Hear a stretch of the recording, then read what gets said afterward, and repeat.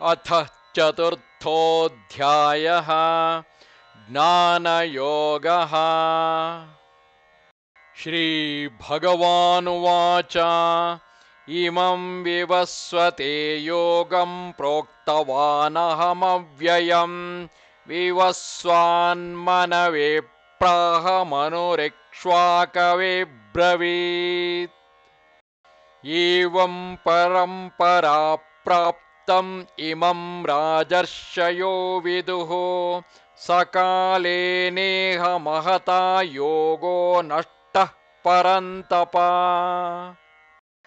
स एवायं मया तेद्य योगः प्रोक्तः पुरातनः भक्तोऽसि मे सखा चेति रहस्यं ह्येतदुत्तमम्। अर्जुन उवाच अपरं भवतो जन्म परं जन्म विवस्वतः कथमेतद्विजानीयां त्वमादौ प्रोक्तवानिति। श्रीभगवानुवाच बहूनि मे व्यतीतानि जन्मानि तव चार्जुन तान्यहं वेद सर्वाणि न त्वं वेत्थ परन्तप। अजोऽपि सन्नव्ययात्मा भूतानामीश्वरोऽपि सन् प्रकृतिं स्वामधिष्ठाय सम्भवाम्यात्ममायया। यदा यदा हि धर्मस्य ग्लानिर्भवति भारत अभ्युत्थानमधर्मस्य तदात्मानं सृजाम्यहम्। परित्राणाय साधूनां विनाशाय च दुष्कृतां धर्मसंस्थापनार्थाय सम्भवामि युगे युगे। जन्म कर्म च मे दिव्यं एवं यो वेत्ति तत्त्वतः त्यक्त्वा देहं पुनर्जन्म नैति मामेति सोऽर्जुन। वीतरागभयक्रोधाः मन्मया मामुपाश्रिताः बहवो ज्ञानतपसा पूता मद्भावमागताः। ये यथा मां प्रपद्यन्ते तांस्तथैव भजाम्यहम् मम वर्त्मानुवर्तन्ते मनुष्याः पार्थ सर्वशः। काङ्क्षन्तः कर्मणां सिद्धिं यजन्त इह देवताः क्षिप्रं हि मानुषे लोके सिद्धिर्भवति कर्मजा। चातुर्वर्ण्यं मया सृष्टं गुणकर्म विभागशः तस्य कर्तारमपि मां विद्य कर्तारमव्ययम्। न मां कर्माणि लिम्पन्ति न मे कर्मफले स्पृहा इति मान्योऽभिजानाति कर्मभिर्न स बध्यते। एवं ज्ञात्वा कृतं कर्म पूर्वैरपि मुमुक्षुभिः कुरु कर्मैव तस्मात् त्वं पूर्वैः पूर्वतरं कृतम्। किं कर्म किमकर्मेति कवयोऽप्यत्र मोहिताः तत्ते कर्म प्रवक्ष्यामि यज्ञात्वा मोक्ष्यसे शुभात्।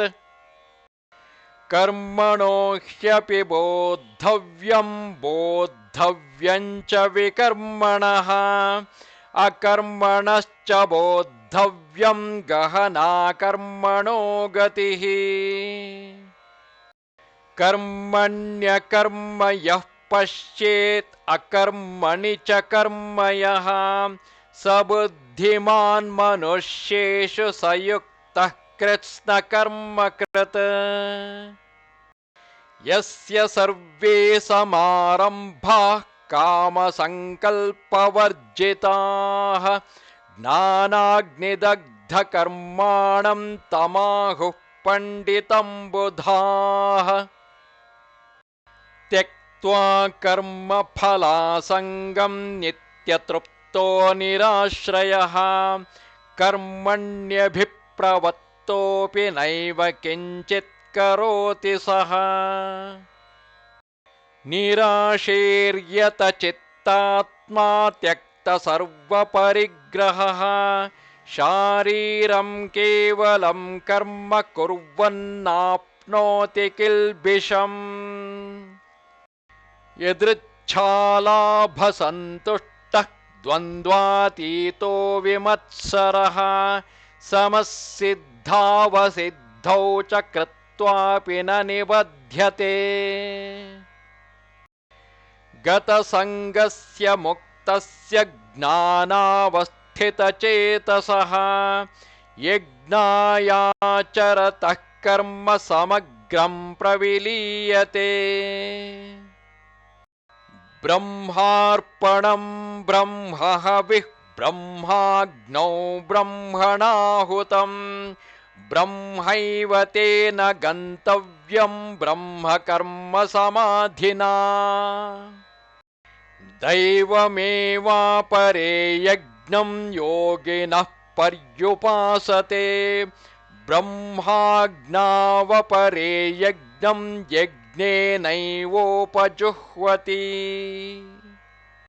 श्रोत्रादीनीन्द्रियाण्यन्ये संयमाग्निषु जुह्वति शब्दादीन् विषयानन्ये इन्द्रियाग्निषु जुह्वति सर्वाणीन्द्रियकर्माणि प्राणकर्माणि चापरे आत्मसंयमयोगाग्नौ जुह्वति ज्ञानदीपिते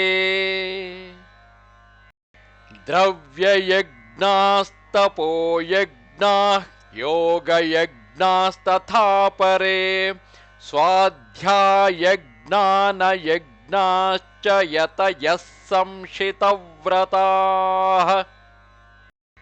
अपाने जुह्वति प्राणं प्राणे पानं तथा परे प्राणापानगतिरुद्ध्वा प्राणायामपरायणाः अपरे नियताहाराः प्राणान् प्राणेषु जुह्वति सर्वेऽप्येते यज्ञविदः यज्ञक्षपितकल्मषाः यज्ञशिष्टामृतभुजः यान्ति ब्रह्म सनातनं नायं लोकोऽस्त्ययज्ञस्य कुतोऽन्यः कुरु सत्तमा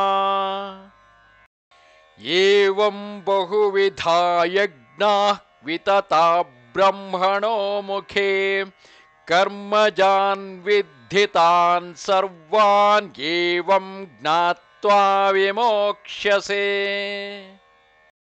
श्रेयान् द्रव्यमयाद्यज्ञात् ज्ञानयज्ञः परन्तपा सर्वं कर्माखिलं पार्थ ज्ञाने परिसमाप्यते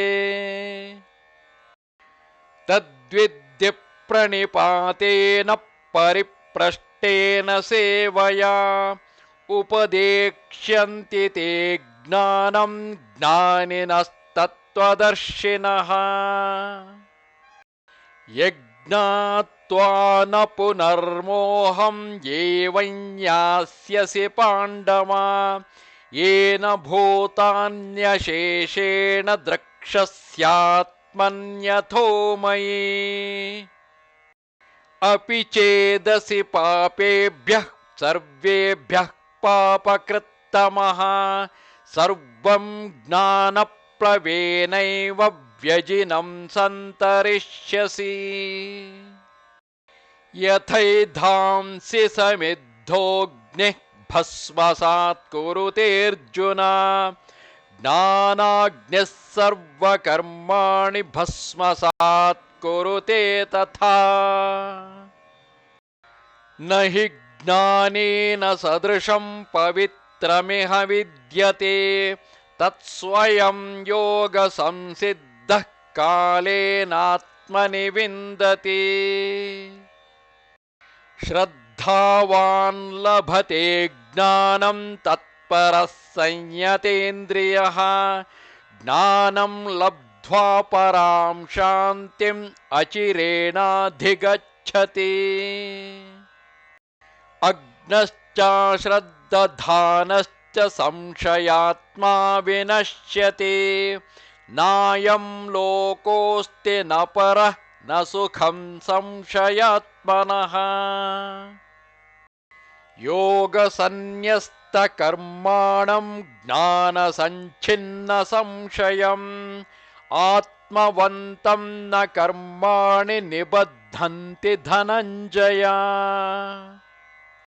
तस्मादज्ञानसम्भूतं हृत्स्थं ज्ञानासीनात्मनः चित्वैनं संशयं योगम् आतिष्ठोत्तिष्ठ भारत।